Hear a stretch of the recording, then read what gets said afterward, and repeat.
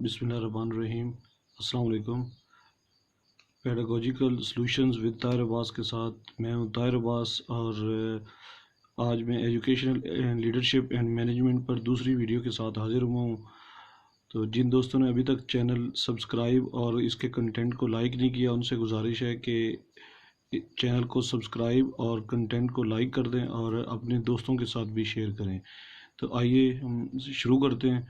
तो सबसे पहला वन लाइनर है कि educational administration can not be rigid और स्टैटिक। क्या है कि जो एजुकेशनल एडमिनिस्ट्रेशन है वो रिजिड होती है, सख्त, एंड स्टैटिक मतलब ठहरी हुई। तो एजुकेशनल एडमिनिस्ट्रेशन जो है वो रिजिड किस्म की और स्टैटिक नहीं हो सकती, बल्कि ये क्या होती है, ये डायनामिक होती है और डेमोक्रेटिक होती है। डायनामिक और डेमोक्रेटिक होती है। तो रिजिड और स्टैटिक जो है ये नहीं हो सकती, ये इसकी किसी तरह से भी ये प्रॉपर्टीज़ नहीं है। उसके बाद है जी, freedom is the very soul of education. तो जो तालीम की असल रूह है वो है आज़ादी, खुद से काम करने की सलाहियत। तो ये ऐसा MCQ आ सकता है कि dash is the very soul of education. तो हमें पता होना चाहिए कि freedom is the very soul of education, ये MCQ आ सकता है। उसके बाद है जी कि ये recently ideal educational administration is found in Europe. मतलब क्या है कि हाल में अगर हमने देखना है कि एक आइडियल किस्म की एजुकेशनल एडमिनिस्ट्रेशन किसी जगह पर है तो वो यूरोप है। यूरोप के अंदर बेहतरीन किस्म की एजुकेशनल एडमिनिस्ट्रेशन है। नेक्स्ट हमारे पास वन लाइनर है कि Frederick Taylor presented the principles of scientific management. तो अगर हम एजुकेशनल लीडरशिप और मैनेजमेंट पे आए तो जो साइंटिफिक किस्म की मैनेजमेंट है उसके जो प्रिंसिपल्स थे वो किसने इंट्रोड्यूस करवाए थे, वो फ्रेडरिक टेलर ने इंट्रोड्यूस करवाए थे।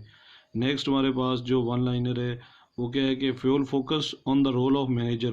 क्या था कि जो हेनरी फ्यूल था उसने किसके ऊपर फोकस किया, उसने जो मैनेजर है उसके रोल के ऊपर फोकस किया।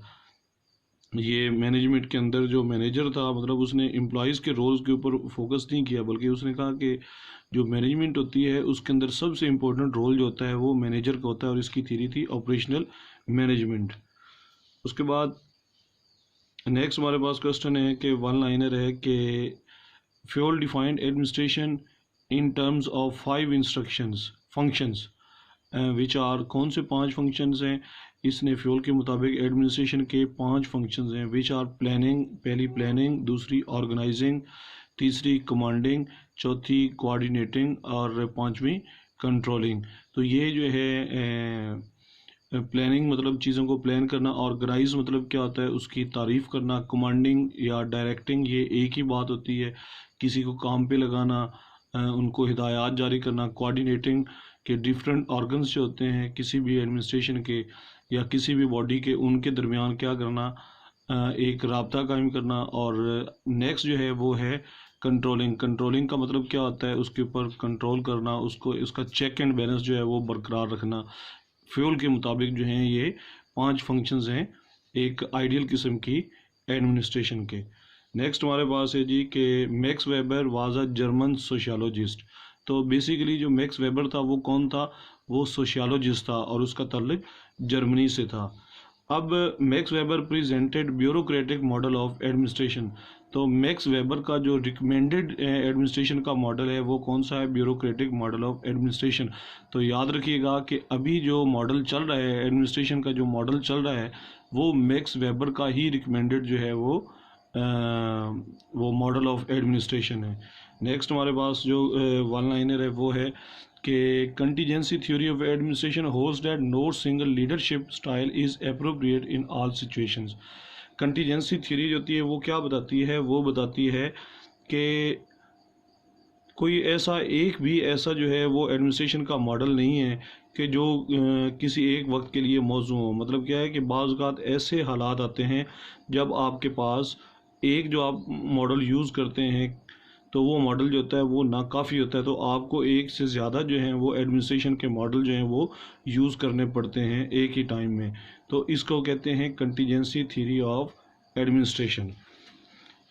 नेक्स्ट हमारे पास है जी, according to Follett management is a social process.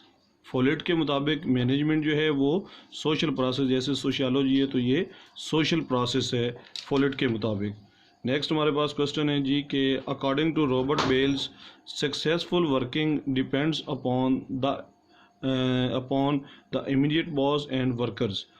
तो रॉबर्ट बेल्स जो हैं उसके मुताबिक जो सक्सेसफुल वर्किंग होती है किसी भी ऑर्गेनाइजेशन की, जो कामयाब जो परफॉर्मेंस है उसकी वर्किंग है, वो किसके ऊपर डिपेंड करती है, जो उस ऑर्गेनाइजेशन का इमीडिएट बॉस होता है और उसके वर्कर्स होते हैं। जैसे हमारे स्कूलों की बात करें तो हेड मास्टर इमीडिएट बॉस होते हैं, या प्राइमरी स्कूलों में हमारे पास एईओज वगैरह हैं। तो बॉस, इमीडिएट बॉस और उसके वर्कर्स मतलब टीचर्स, तो उसके ऊपर डिपेंड करती है सक्सेसफुल वर्किंग। नेक्स्ट हमारे पास क्वेश्चन है जी कि leadership is a process which involves dynamic interaction with subordinates.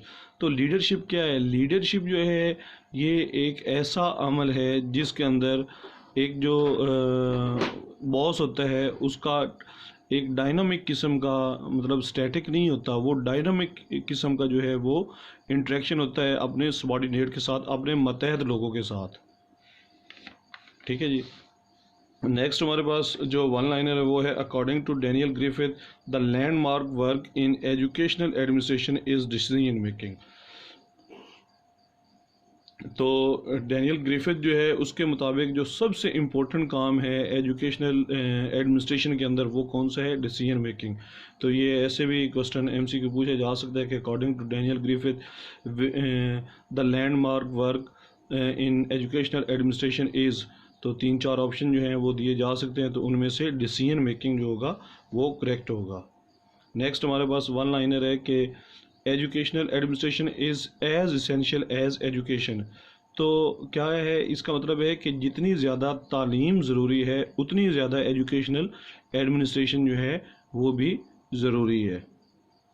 तो नेक्स्ट हमारे पास क्वेश्चन है जी कि educational administration is the practical side of education. तो एजुकेशन की जो प्रैक्टिकल साइड है वो कौन सी है? Educational administration. तो ये एमसीक्यू ऐसे भी पूछा जा सकता है कि which of the following is the practical side of education. तो याद रख लीजिएगा educational administration is the practical side of education. Next हमारे पास क्वेश्चन है कि leadership is derived not from status और power but from the situation.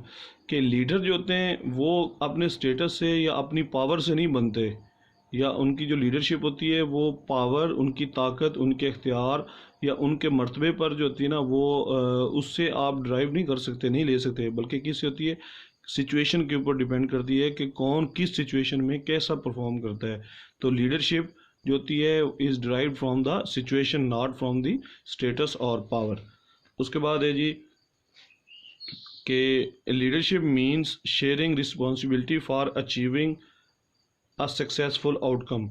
तो एक कामयाब रिज़ल्ट हासिल करने के लिए लीडरशिप क्या होती है कि आपका मकसद है कि कामयाबी हासिल करना। तो कामयाबी हासिल करने के लिए आप क्या करते हैं कि जो रिस्पॉन्सिबिलिटी दूसरों के साथ शेयर करते हैं, डैट इज़ कॉल्ड लीडरशिप। तो उसके बाद नेक्स्ट हमारी जो है वन लाइनर है वो क्या है कि